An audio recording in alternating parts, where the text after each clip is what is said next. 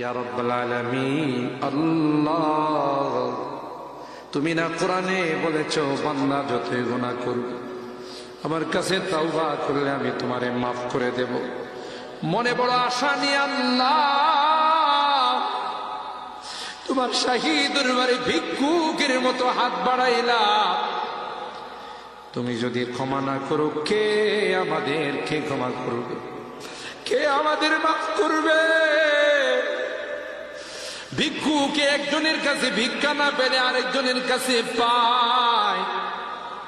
এক দুয়ার থেকে বিতাড়িত হলে আরেক দুয়ারে যায়। তোমার দরবার থেকে যদি মাহরুম হয়ে যায়, বিতাড়িত হয়ে যায়, কার কাছে যাব? কে আমাদেরকে ক্ষমা করবে? মালিক রে, কাঙ্গালের মতো হাত বাড়াইলাম, তাওবা করতেছি, আর জীবনে কোনোদিন নামাজ ছাড়ব না, আর জীবনে কোনো গুনাহ করব না, আর জীবনে কোনোদিন বেপরদায় চলব না, আর কোনোদিন সুদী লেনদেন করব না। কিয়ামতের কঠিন ময়দানে আমাদেরকে তুমি গুনাহগার বলে ডাক দিও না।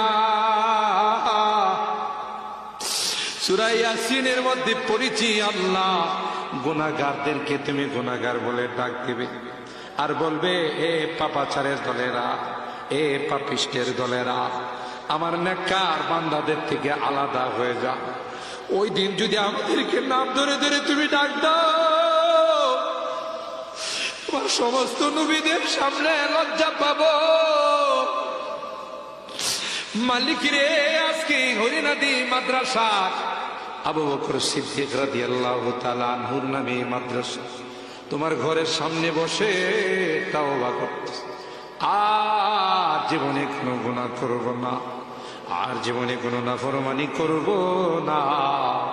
মেহেরবানি করে আমাদের তাওবাগুলোকে কবুল করে নাও ইয়া রাব্বাল আলামিন। এই মাদ্রাসাকে কবুল করে নাও, মাদ্রাসার যত জরুরত আছে গায়বী খাজানা থেকে পূরণ করে দাও। মালিক রে, ছাত্র উস্তাদ এলাকাবাসী কমিটিকে তুমি কবুল করে নাও ইয়া রাব্বাল আলামিন। আল্লাহ